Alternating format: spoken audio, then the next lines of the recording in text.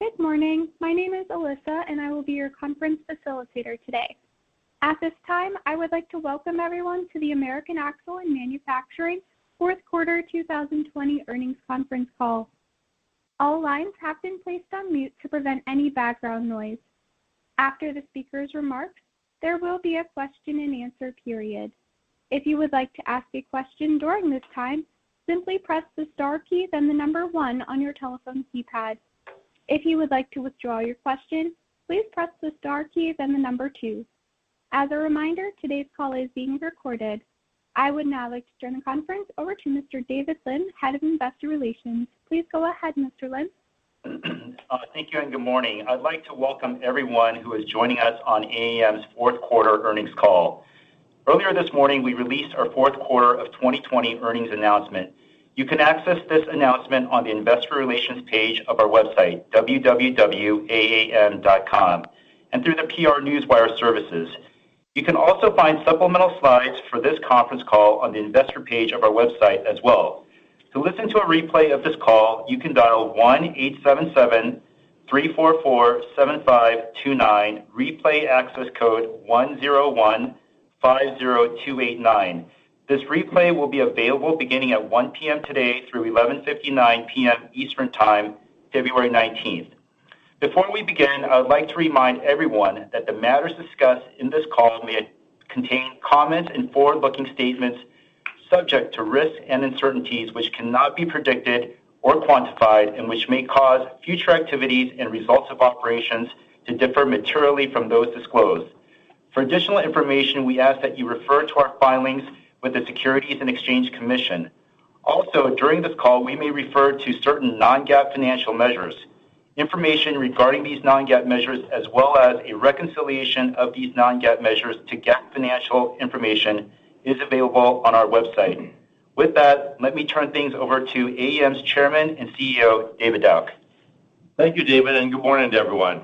Thank you for joining us today to discuss AAM's financial results for the fourth quarter and full year of 2020. Joining me on the call today are Mike Simonte, AAM's President, and Chris May, AAM's Vice President and Chief Financial Officer. To begin my comments today, I'll review the highlights of our fourth quarter and full year 2020 financial performance.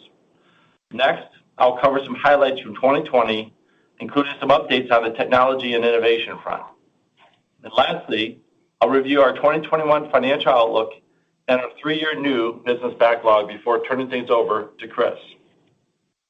After Chris covers the details of our financial results, we will open up the call for any questions that you may have.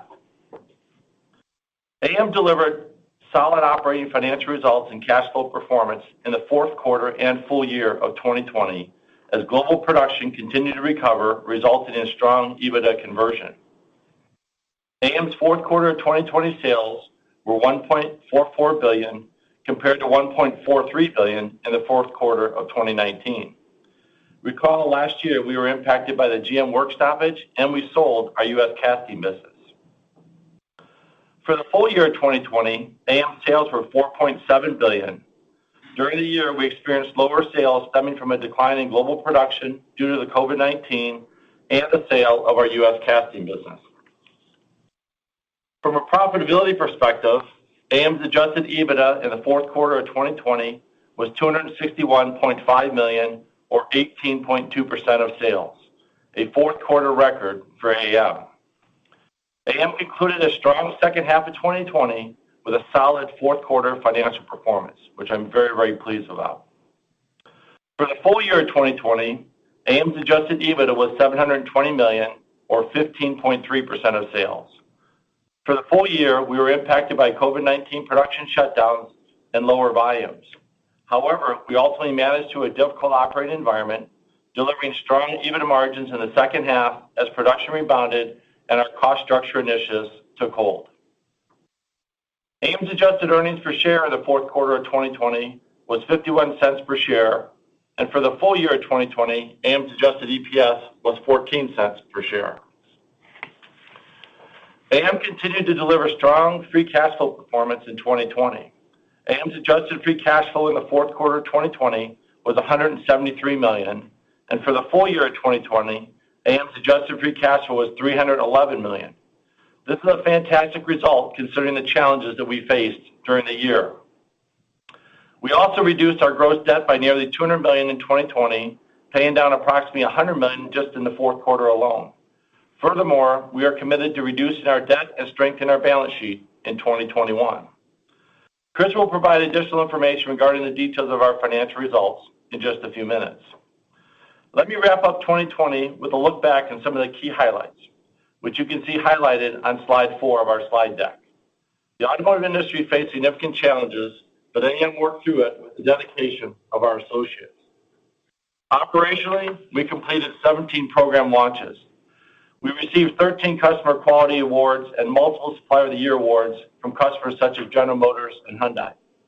We flexed our cost structure in quick response to the pandemic and generated robust EBITDA results throughout the year, and generated significant free cash flow and strengthened our financial profile through gross debt paydowns. From a technology perspective, we have benefited from a growing and expanding relationship with Inovance Automotive, a leading provider of automotive power electronics and powertrain systems in China. Back in the second quarter of 2020, we won our first eDrive award with them for a new Chinese OEM. Already this year, we announced 3 additional OEM programs with Inovance.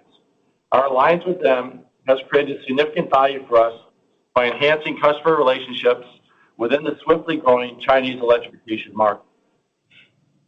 In addition, and even more exciting, we have recently signed a technology agreement with Inovance to accelerate the development and delivery of scalable, next-generation, 3-in-1 integrated electric drive systems, which integrates the inverter, the electric motor, and the gearbox.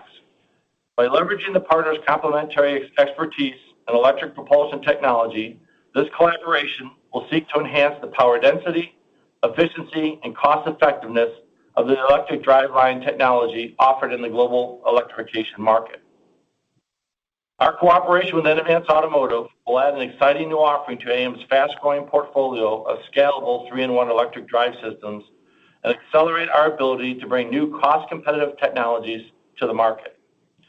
We are excited to join forces with such a highly accomplished and innovative provider of power electronics technologies. At AAM, our goal is to be at the forefront of electrification technology. We're also working together with REE Automotive, a leader in electric platform technology. The company's core innovation includes integrating traditional vehicle components into the wheel, allowing for a flat and modular platform. We have a small financial investment in REE, and we look forward to further opportunities to drive value from this partnership, utilizing our technology leadership and our operational excellence. In addition to these exciting partnerships, we continue to make great progress on innovation and innovative electric driveline solutions. As we mentioned earlier, we were awarded not only the Automotive News PACE Award for electric drive technology in the Jaguar I-PACE, but also a second award for our outstanding collaboration with JLR.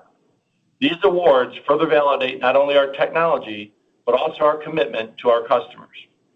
In addition, we have several important electrification launches in 2021, including our high-performance eDrive unit for a premium European OEM that we can't wait to tell you more about, as well as multiple electric powertrain component launches, including one for electric pickup trucks and also one for a commercial truck. We're excited about our prospects in electrification as the industry has begun to pivot in that direction.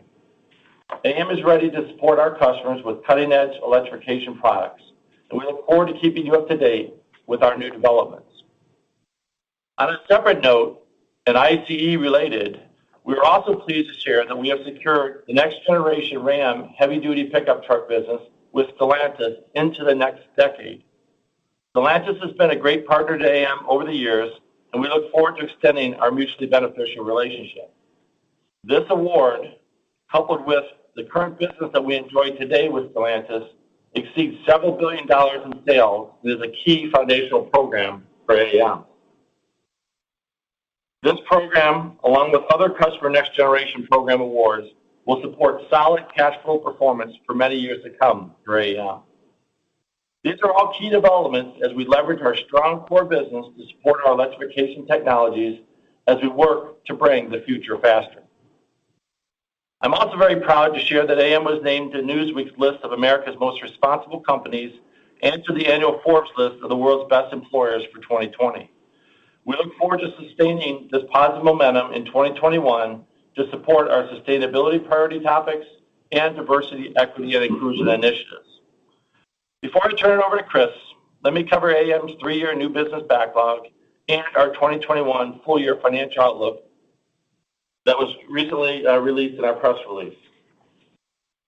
AAM expects our gross new business backlog covering the 3-year period of 2021 through 2023 to be approximately $600 million. We expect the launch cadence of this backlog to be $200 million in 2021, $150 million in 2022, and $250 million in 2023. And this also factors in the impact of updated customer launch timing and the latest customer volume expectations that we receive from our customers. You can also see the breakdown of our backlog on slide 7.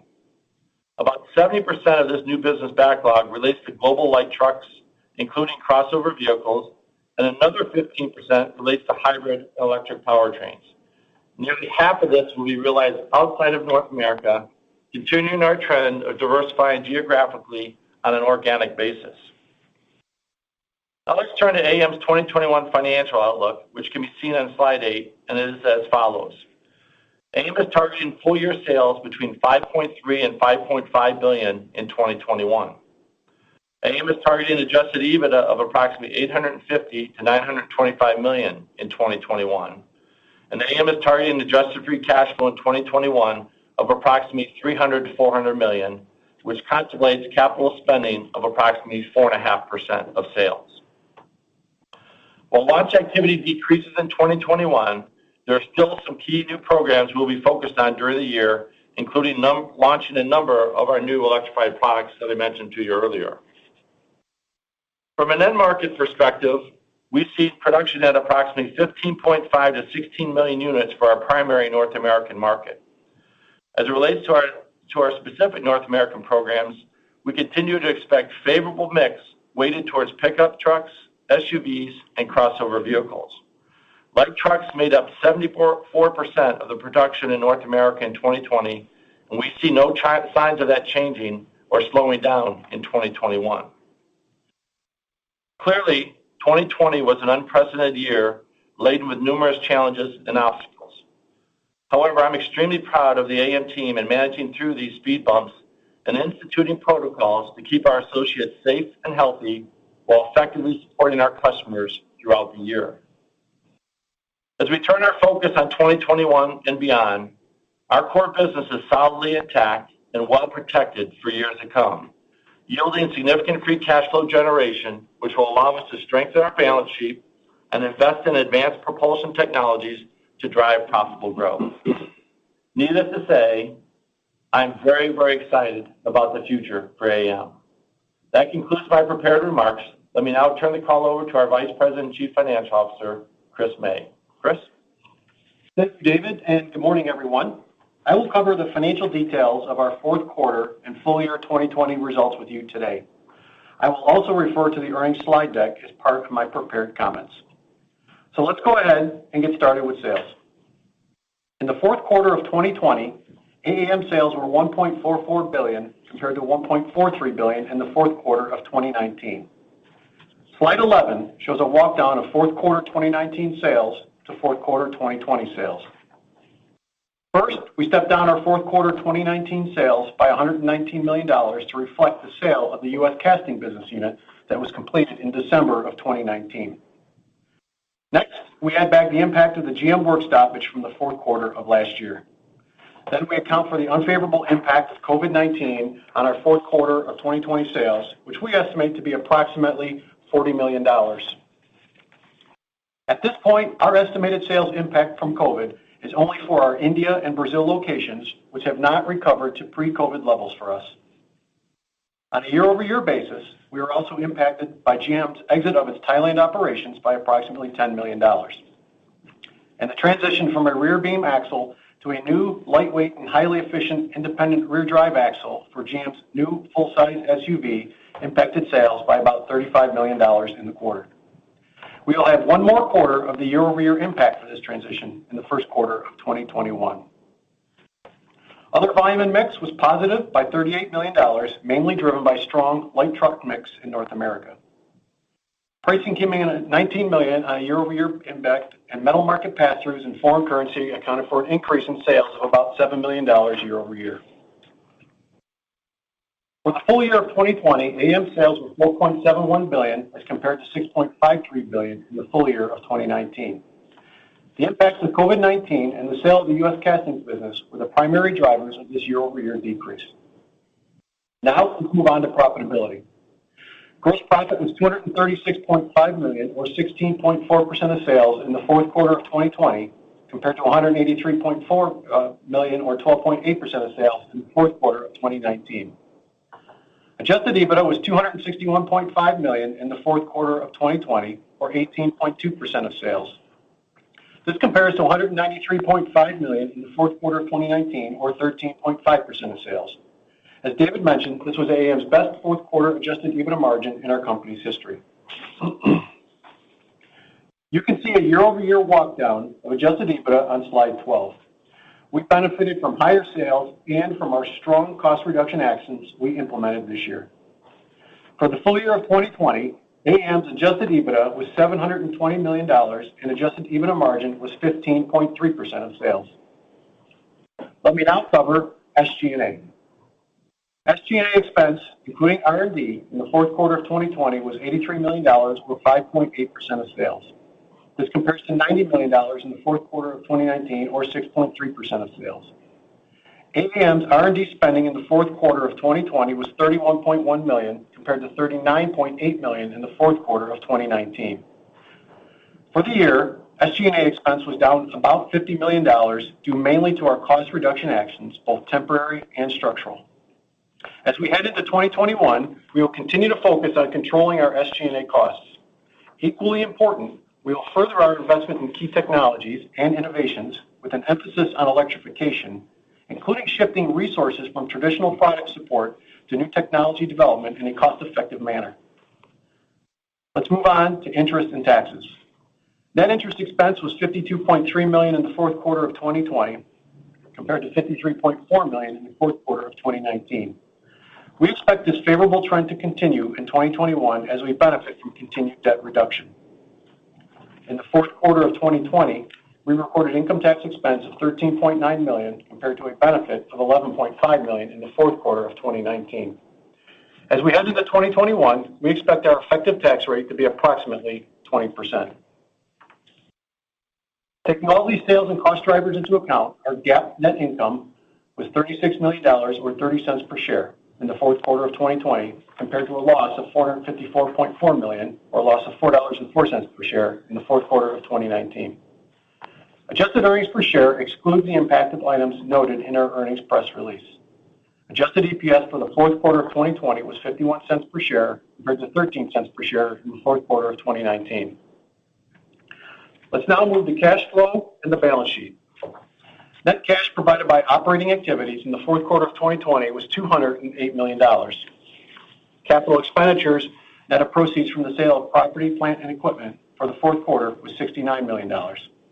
Cash payments for restructuring and acquisition-related activity in the fourth quarter of 2020 were $33.6 million. Reflecting the impact of this activity, AAM generated adjusted free cash flow of $172.7 million in the fourth quarter of 2020. For the full year of 2020, AAM generated adjusted free cash flow of $311.4 million compared to $207.8 million in the full year of 2019. AAM was able to offset the impact of lower EBITDA through lower capital expenditures, lower tax payments, and working capital benefits, including leveraging the AAM operating system to reduce inventory levels. From a debt leverage perspective, we ended the year with net debt of $2.9 billion and LTM adjusted EBITDA of $720 million, calculating a net leverage ratio of 4 times December 31st. In the fourth quarter of 2020, we prepaid over $100 million on our term loans. We were pleased to utilize the free cash flow generating power of AAM to strengthen the balance sheet by reducing our debt and lowering our future interest payments. We expect to continue this trend in 2021. AAM ended 2020 with total available liquidity of $1.5 billion, consisting of available cash and borrowing capacity on AAM's global credit facilities. We continue to maintain a strong liquidity position and debt maturity profile. Before we move to the Q&A, let me close out my comments with some thoughts on our 2021 financial outlook. In our earnings slide deck, we've included walks from 2020 actual results to our 2021 financial targets. You can see those starting on slide 14. As for sales, we are targeting in the range of $5.3 to $5.5 billion for 2021. This sales target is based upon a North American production of 15.5 to 16 million units, a new business backlog of $200 million, and attrition of approximately $100 million.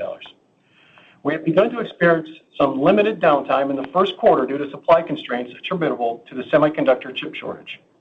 We have contemplated what we know today in our guidance, and our target range allows for some variability. From an EBITDA perspective, we are expecting adjusted EBITDA in the range of $850 to $925 million. At the midpoint, this performance would represent EBITDA margin growth of over 100 basis points versus last year. As you can see on the walk down on page 15, we expect volume and mix to positively contribute as well as continued productivity benefits. As we stated previously, some of our 2020 cost initiatives were temporary in nature, but our focus has been to replace those with more structural savings. We also expect approximately $40 million in pricing and $15 million in higher R&D spending as we continue to invest in electric propulsion. From an adjusted free cash flow perspective, we are targeting approximately $300 to $400 million in 2021. And the year-over-year walk is very simple.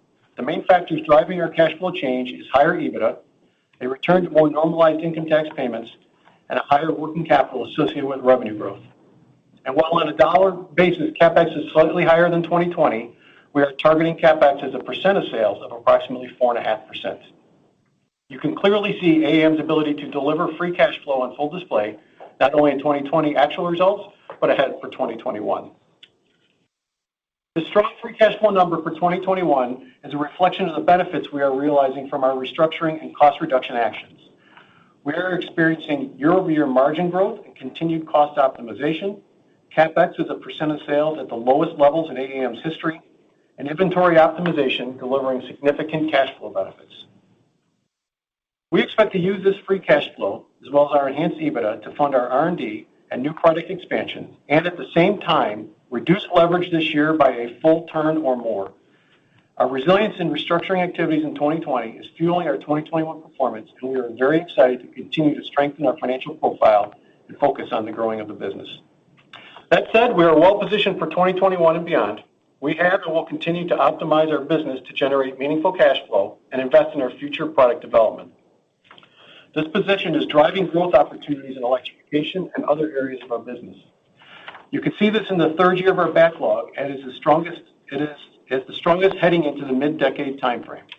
We are being awarded next generation of key products that will position our business to drive cash flow for many years to come. In the near and midterm, we see customers adding production facilities for products we support. This is allowing us to leverage our light truck franchise to contribute to strong cash flow generation capabilities and thus invest and grow our electrification product portfolio. And lastly, our cost optimization is focused on driving future margin growth opportunities. So couple all that with our flexible operations, variable cost structure, and ample liquidity and solid debt maturity profile, and you have a good framework for long-term success. As for now, we expect 2021 to be about operational excellence, margin expansion, free cash flow generation, and propulsion innovation. We're looking forward to a great year for AAM. Thank you for your time and participation on the call today. I'm going to stop here and turn the call back over to David so we can start the Q&A. Thank you, Chris and David. We have reserved some time to take questions. I would ask that you please limit your questions to no more than two. So at this time, please feel free to proceed with any questions you may have. Alyssa? At this time, I would like to remind everyone, in order to ask a question, please press star, then the number 1 on your telephone keypad. We'll pause for just a moment to compile the Q&A roster. Your first question today comes from Rod Lache with Wolfe Research. Please go ahead. Good morning, everybody. Good morning, Rod. Was hoping you could maybe just touch on EVs and backlog, maybe just starting out with the background on Inovance in China, what is their market position even prior to the relationship with you? Are the 4 contracts that you referenced in the backlog that you quoted? And and maybe you can, if you can, talk about net backlog. I think that in the past you've provided a gross backlog number, and I believe that that's what you provided here today. But what is the net number, net of attrition? Yeah, Rod, this is David. Just working backwards on your questions.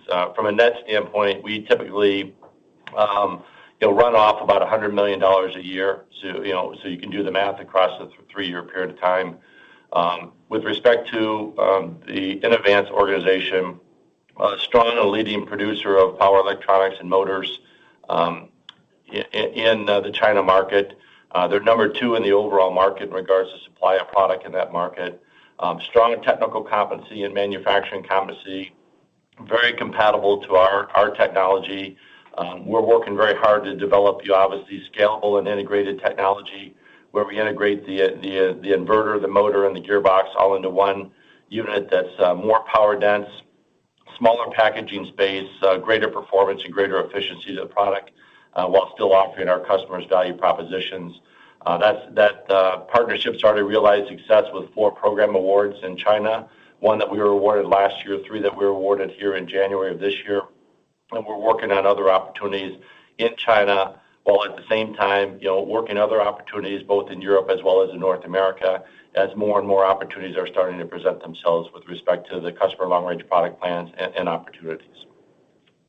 Were those wins in your backlog, those 4 wins that you referenced? Yes, I apologize. Yes, they were, Rod. Yes, Rod. Yeah. And they obviously are increasing in volume in that period. Yeah.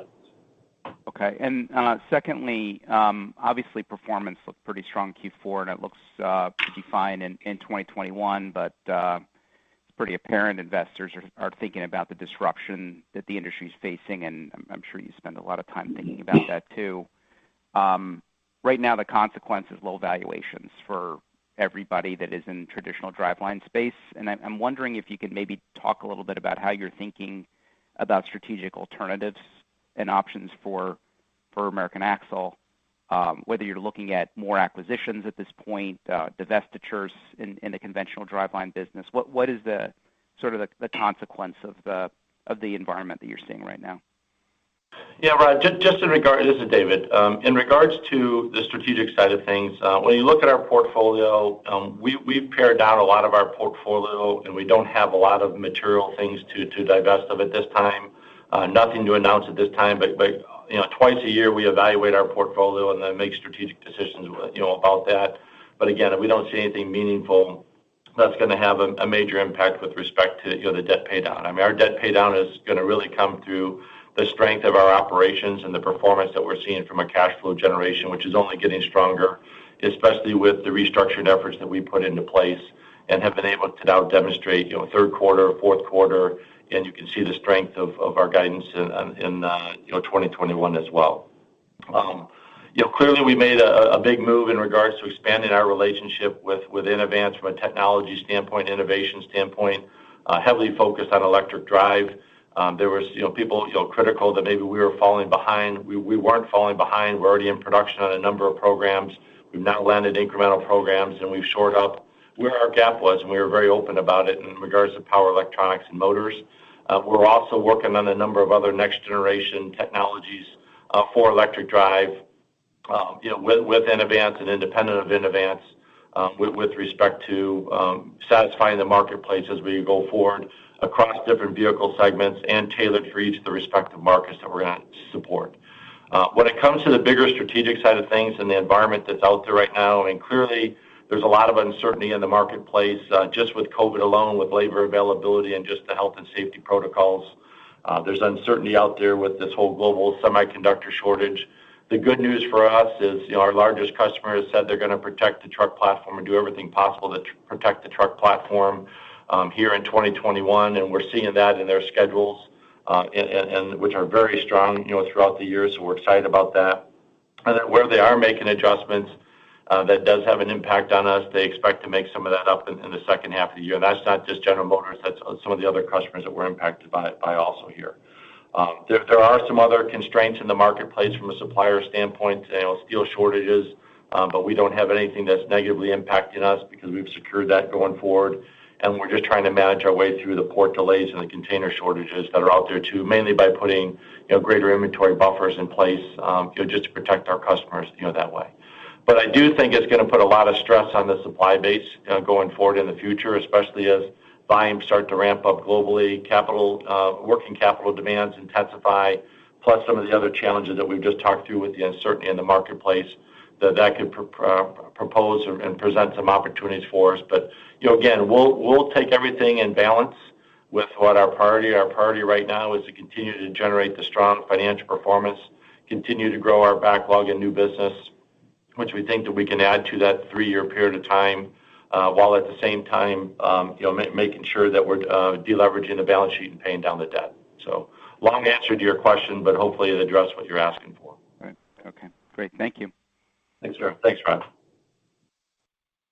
The next question is from John Murphy with Bank of America. Please go ahead. Good morning, guys. I just wanted to follow up on Rod's question on Innovance. I'm just curious. I mean, it sounds like it's burgeoning and starting out of China, but is it going global, or are you going to be going global with this partnership? And as you're going global and bidding on business, I mean, you yourselves are potentially in this partnership as well. Are you running into sort of the usual suspects, in powertrain and torque management and sort of your axle business, and just trying to really understand if you're running into new players or it's the same folks with new technology, and really trying to understand your right to play, on a standalone basis and with Innovance in those discussions. Yeah, John, this is David. Historically, our biggest competitors on the truck side have really been, Dana and some of the in-house manufacturing operations. On the passenger car crossover vehicle side, as far as ICE-related products, the biggest competitor that we really saw out there was, GKN. But Dana and Magna and some of the others were out there as well. Clearly with the electrification market, there's a whole host of new entrants or new players. You got your traditional driveline guys that go beyond the ones that I mentioned to you, but you also have the motor and inverter guys that want to spend time in that space as well. You've seen some of the partnerships that are being formed, the recent LG Magna partnership, the Borg-Warner Delphi acquisition, the Aisin Denso, relationship that came together. But we feel that, our partnership with Innovance will allow us to compete with any of those going forward.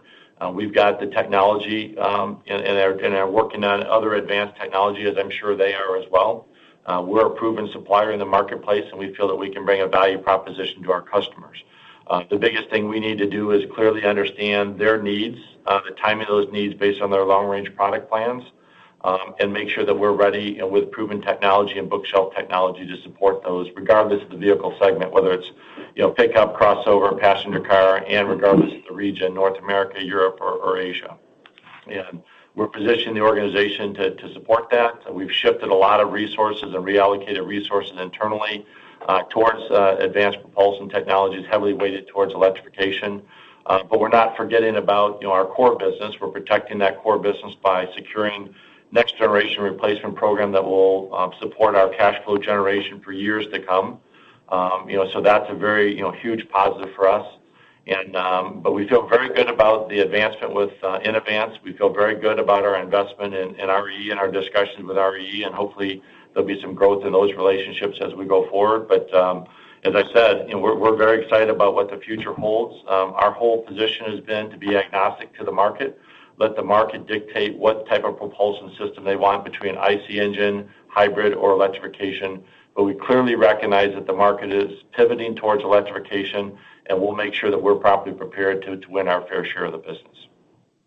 And David, maybe just a follow-up to that. Can you remind us your content per vehicle potential on an ICE versus EV on maybe trucks and a car CUV platform?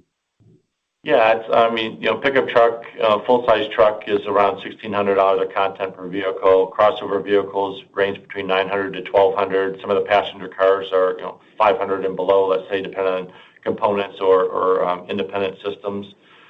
When you get into the electrification, as we've said to you before, what we're doing on the Jaguar I-PACE is around $2,500 of content, but that involves both a front EDU and a rear EDU. Clearly as you move, across the different product portfolios, I mean, there's an opportunity to grow that in regards to some of the pickup applications, but there's also a possibility to reduce that, to size it appropriately, for the individual vehicles. I think a big thing that will impact the price, but in a favorable way, will be these 3-in-1 integrated solutions, which will allow us to offer a lower price content per vehicle, but give more performance to the vehicle, but still command profits to support the overall business. Great. Thank you very much.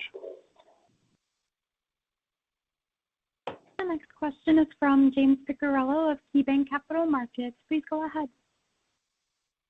Hey, good morning, guys. Good morning. My apologies if I missed this, but the 4 new programs in China, are all of those, the EV programs, are all of those tied to your agreement with Innovance?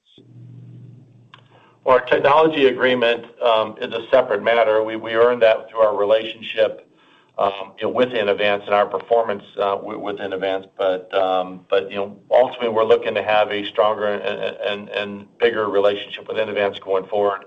And this is just one part of it as far as the sourcing that we earn from them. At the same time, the confidence that they have in us and we have in them in regards to the technology, to put a technology agreement together. And we think there's better and brighter things ahead of us with that relationship going forward on a global basis.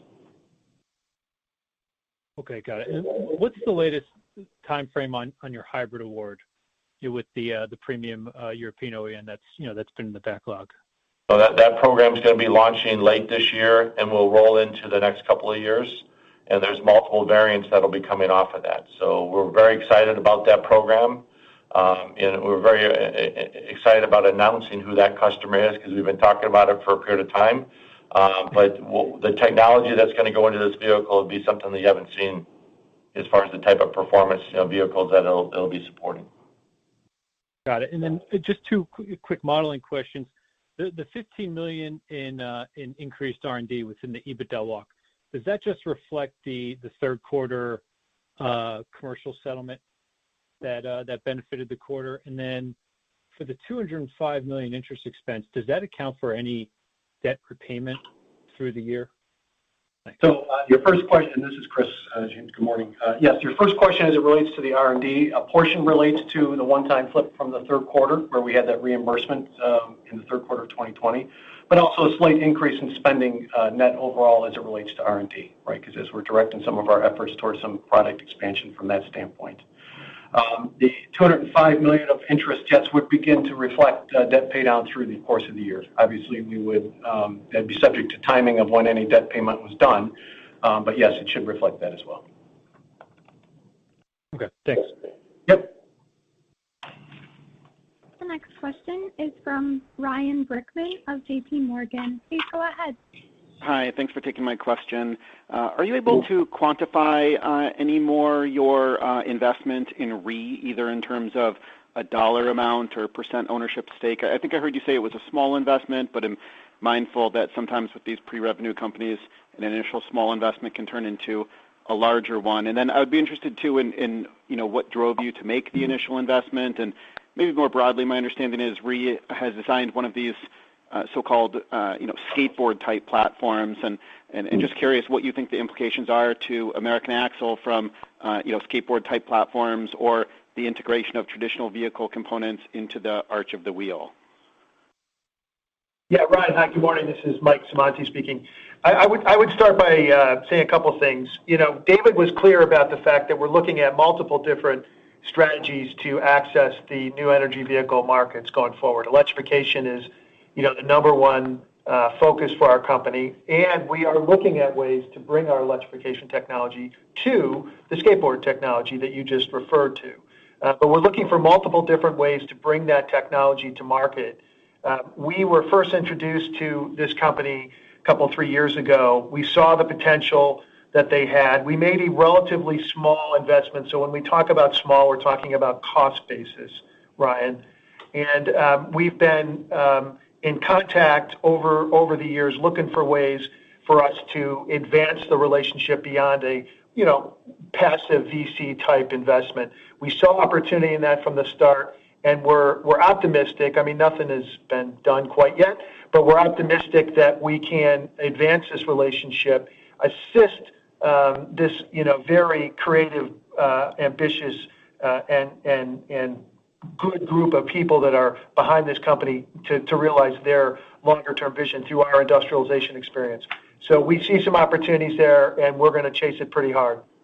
Very interesting. Thank you. And then just lastly, relative to capital allocation, I heard you say that you're highly focused on debt deleverage. Does that mean that you intend to deploy, the full $300 to $400 million of 21 FCF toward debt paydown, or, with the rise in EBITDA helping also, does that maybe leave room for electrification-related M&A? And wanted to check in on, what you think the market looks like for electrification-related M&A currently. I don't know if the valuations are maybe, overheated or whatnot, just given the rise in the market and for EV-related stocks, or if you think there might still be any attractive opportunities out there. Yeah, Ryan, this is Chris. I'll start with your first question as it relates to our free cash flow guide of $300 to $400 million. Obviously, we'll generate that through the course of the year. That'll also fund a little bit of some restructuring payments because that's a gross number. Also, as you've seen us in the past, we've made small investments into our joint ventures where we expanded those in China, and otherwise I would expect some small capital allocation into that space as well. But then, as we mentioned, then our primary objective is continuing to reduce our leverage on this company. Yeah, and Ryan, this is David. On the strategic front, I mean, clearly the valuations of some of these power electronic companies far exceeds what we're willing to pay at this point in time and need to pay based on where our balance sheet is. So our priority is clearly to service the balance sheet, but we also don't feel like we're being limited in regards to opportunities to support our customers with the partnerships that we have in place. And as Mike alluded to, we're also looking at other creative ways to leverage our technology in core markets as well as new markets. Okay, very helpful. Thank you. Yep. Next question is from Dan Levy of Credit Suisse. Please go ahead. Hey, good morning. Thank you. Hey, just first start on the backlog, and I apologize if this has been addressed already. Your backlog was effectively flat for 21 and 22 versus the prior year. Can you just maybe walk us through the puts and takes on those years? Is it simply that incremental business wins are being offset by weaker end markets versus what you assumed last year? Yeah, I think you had a couple puts and takes if you think about through the course of 2020, right? Some of our customers deferred some of that backlog that was in 20 into 21, moved out. You had some attrition kind of recalibrate as well, some volume adjustments in the overall market. But our principal programs, and a little bit of retiming on some of their program launches. And you've heard us talk about this in the past in some ways, from months to, maybe several months through the course of 21 and 22 based on a lot of activity, really COVID related in terms of how they retime some of their programs. But net, the key programs that were in our backlog previously continue to be in our backlog for the next 2 years, and they're ready to launch and ready to go. So we were able to maintain a good hold on that and also keep our attrition level at the low end of our previous ranges too. So from a net backlog, we remain pretty strong from that perspective. Great. And then and just on the backlog as well, the eDrive piece, it's up slightly. Some could argue it should be up more. Is that simply, again, just a function of timing of programs, why it's up $15 million but not more? Yes. So think of some of the announcements that we've had over the past many months and past quarters and some of the relationships with innovators that we discussed. So they continue to sort of step in volume increases through the course of that 3-year period as these vehicles launch, right? A lot of these eDrive units aren't launching, for example, this year. They continue to step in 21, 22, and even more in 23. So that's why we kind of curve up through that period. Great. Thank you. Okay.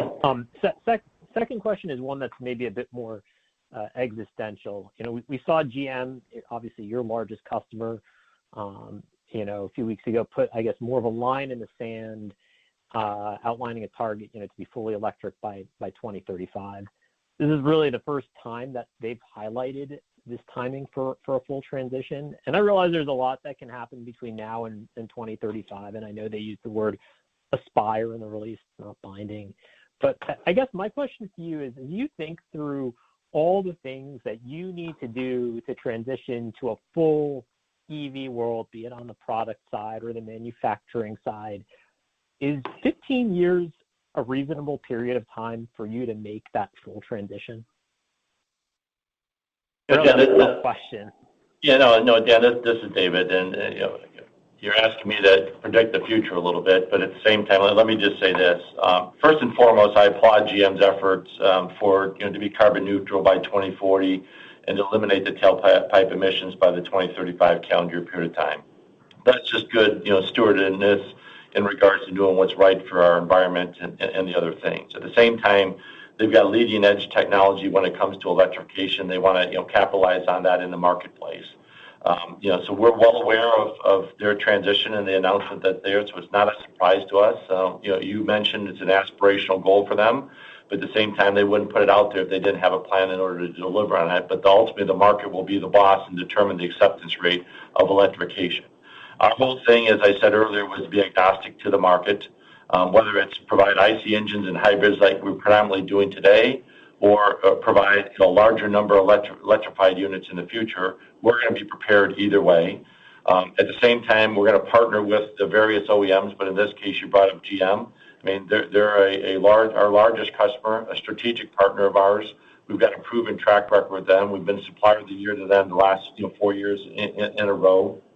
And so we're going to get on that journey with them, to support carbon neutral position and also this whole tailpipe emission issue. Our big issue is to make sure that we develop these 3-in-1 integrated solutions with our partner in Advance and some of the other activities we're doing ourselves to offer them as well as other customers a value proposition. And we're trying to design and develop our products where they're scalable and marketable. At the same time, offers economies of scale as more volume comes into play in regards to this technology. But to answer your question, I mean, yes, by that period of time, we can convert our operations. A lot of the components that we manufacture today are transferable to electrification. There are some things we'd have to do to modify our assembly lines to accommodate this type of configuration, but we know how to do that. And then obviously there's more that we need to learn on the motor and the inverter side of the business, but we're highly comfortable with our product engineering background and our manufacturing process background, and with our partnerships that we can accommodate that. I mean, the most important thing to me is the fact that our technology is being recognized and awarded in the marketplace today. We've validated that with multiple customers, especially 2 European OEMs that have proven our capability to be successful and selected that. We're working with GM and we're working with a number of other customers in regards to demonstrating that technology. So we're excited about what the future has to hold with respect to electrification, but we also recognize that there's a lot of things that have to be put into place before electrification will be fully adopted. And when I say that, I talk about the infrastructure, the roads, the grid, the charging station. I talk about further advancements in battery technology, especially in cold market conditions or areas. And then also just the affordability of a vehicle. Most people can't afford an $80,000 to $100,000 type vehicle. They're going to need to be in that 40 to 50, or quite honestly, the 20 to 30 range to really get the volume that needs to be done to drive the economy of scale. But with the advancements in technology that we've seen the last several years, we're going to continue to see that going forward, and I'm highly confident our customer base will find a way to provide a competitive offering for the marketplace for the consumers to buy. Then it's going to be their choice, meaning the consumer, as to are they comfortable with an electric product or not. But IC engines will still be available. Great, thank you. Yep. Thanks, Dan. The next question comes from Brian Johnson with Barclays. Please go ahead. Thank you for taking myself off mute. So it's, continuing on the question of the prior questioner, the GM slated, at least per board, said within their 20 to have a all-electric GMC in roughly 22, 23, as well as electric version of the Silverado Sierra. I know you don't like comment on specific programs, but could you maybe else think through the content opportunities in a dedicated BEV pickup truck, a la what they might be doing, the Cybertruck, the Rivian, and so forth, versus a conversion or a kind of e-powertrain version of an existing platform? Yeah, I just want to make sure I'm clear on your question, Brian, that you want to try to understand that the content per vehicle and some of the impact with respect to content per vehicle based on what GM's doing. Is that how I understood your question? Yeah, and if you can't answer it specifically for GM, where would you see, the addressable axle content going on a pickup truck versus a pickup truck that's been fitted with electric powertrain, but off of a legacy platform like the EF-150 or perhaps what's going to go on with the Silverado? Yeah, well, clearly GM has made announcements already that they have their Ultium battery portfolio, and they also have their Ultium electric drive unit portfolio.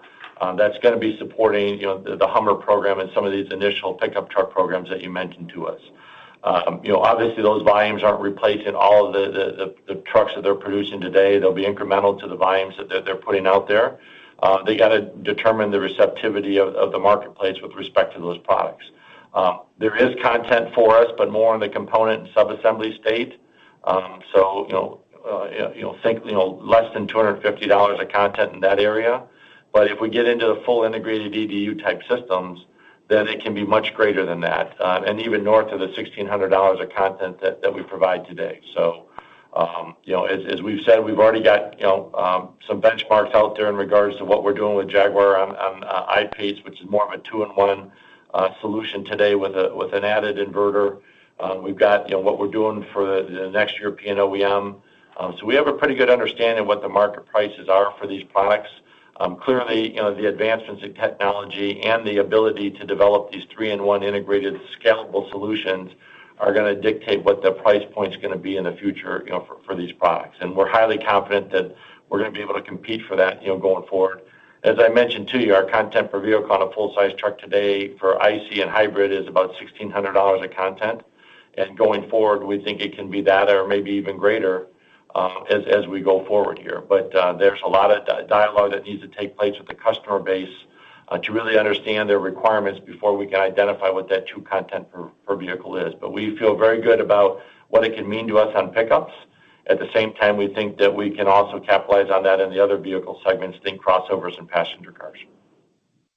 And a follow-on question, as you think through the plant footprint you got from Metaldyne, and the product set, that's primarily, based on my tours of their facilities in the past, targeted engine and transmission components. Certainly those plants, I think, are well utilized, and you did a great job kind of cleaning up the operational issues that came a couple years ago. But as you think very long term, is there a way to repurpose that capital equipment towards components that go into electric vehicles, whether it's rough cutting, rough forming, gearing that you send to the OEM who might be insourcing his or her e-gearing, or could you just make body parts and whatnot? And, I think Mr. Musk is out there trying to cast a car like he would cast a Matchbox toy. So just maybe some thoughts on that infrastructure, and even if it doesn't wind up serving e-motor, e-drive 3-in-1 units directly, what the future of that would be in this kind of hypothetical future. Yeah, Brian, you got a lot of questions within the question, but the simple answer is yes. And what I mean by that is that we have positioned ourselves to go to the market from an electrification standpoint, from a component standpoint, a sub-assembly, so think differentials, also from a gearbox standpoint, and also from a full integrated EDU standpoint. All those component plants that are manufacturing product today that are IC engine and hybrid related type things, so think components like gears and shafts and differentials, can clearly be converted over to run electric type product. As I mentioned earlier, on some of the full integrated driveline solutions, those plants can also be converted over, but there's a little bit more work that will need to be done in regards to some of the assembly systems. Most of the component activities can be converted over. I will say that most of the work that we have that's IC engine related and hybrid related today, which think 8, 9, and 10-speed transmission, think downsize engines, which leverage balance shafts and dampeners, those products are going to continue for a long period of time. Think a decade as we get on this journey in regards to electrification. And so, but as the market starts to accept electrification at a greater scale than it is today, then clearly we'll start converting those facilities over to provide electric product versus IC engine and hybrid. But again, I keep driving and stressing home that we want to be agnostic to the market, and we have strong operational excellence capability and technology capability from a product engineering standpoint, and we'll make sure that we have products of relevance that are ready for the market. We just need the market to tell us when they're ready to adopt them. Okay, thank you. Yep. Thank you, gentlemen. Your last question comes from Joseph Spak with RBC. Please go ahead. Thank you, everyone. Maybe just a point of clarification. You mentioned on slide 5 some of the electric pickup and commercial vehicle component business launching. Is that within the scope of the backlog? Is that new? And I guess, are you considering that within that eDrive component or eDrive business or not, because it's sort of more components on electric programs, but not actual eDrive business? Yeah, these are not electric drive units. They're components supporting electric drive unit manufacturing. Yeah, Joe, this is Chris, and this is included in our backlog, all right? And think about some of the commentary we talked about previously where we're winning component work on commercial vehicles and pickup trucks for eDrive BEV units of those type of platforms and segments that would fall into those categories. But just to be clear, like if we were to, I know you're breaking up the backlog into eDrive and sort of the other traditional segments, but if we were to sort of look at it through a different lens, which is just content on electric vehicles, it would be above that 15% because this business is spread across that 40% light truck and SUV. And no, it would be in the eDrive, right? Because these support these support BEV vehicles, right? These support fully electric vehicles. Okay, thank you. And then just maybe one more on the chip shortage, because it does seem like some of the automakers are getting a little bit creative maybe in how they'll build vehicles, right? They're talking about building a good portion of the vehicle, but maybe without some of the components that are constrained on chips. So I'm wondering if you think that impacts the cadence of your business, because if you're able to sort of still supply, like do you still end up shipping and then they can sort of finish the vehicle later, and so you might actually somewhat diverge from what we see in terms of finished vehicle assembly, at least in the first half of the year. Yeah, Joe, this is David. First of all, it's an unfortunate situation that the industry is faced with in regards to semiconductor shortage, but the industry's overcome a lot of other challenges, and they'll overcome this one as well. Clearly, it's going to really impact the market in the first half of the year here, but they hope to have it resolved by the second half of the year. Obviously, the OEMs are trying to protect their large profit pools in regards to their trucks and SUVs. That benefits American Axle and our continuity of supply there. We are being impacted by some of the the crossover vehicles and passenger car applications, and even some truck applications. But at the same time, some of the OEMs plan to make up those units and have the ability to make up those units as long as those products are available, meaning the chips are available in the future, which they expect to be. At the same time, as you referenced, the OEMs are very creative, and they'll find a way to build product where they can, even if it's short apart for a period of time, and then they'll come back once the chips are available, build those sub-assemblies, and then integrate those into the final assembly, and then ultimately ship those vehicles out once they're validated from a quality standpoint. So overall, I mean, we haven't been disrupted too badly, but yes, we have been impacted, which is going to be something we're going to have to continue to monitor as part of the uncertainty that we referred to earlier. But right now, our schedules look very strong for most of our products going forward here. Just to follow up, it's more an indirect impact thus far than a direct. Like, have you had any trouble getting supply where you need it? No, we have a couple tight spots, but we're working with our customers with respect to that as they're allocating chip production and making decisions on which plants to run or not run. But at this time, we're not being directly impacted by that. It's more indirect. Okay. Thank you. Yep. Okay, thank you, Joe. And we thank all of you who have participated on this call and appreciate your interest in AAM. We certainly look forward to talking with you in the future. Thank you. The conference is now concluded. Thank you for attending today's presentation. You may now disconnect.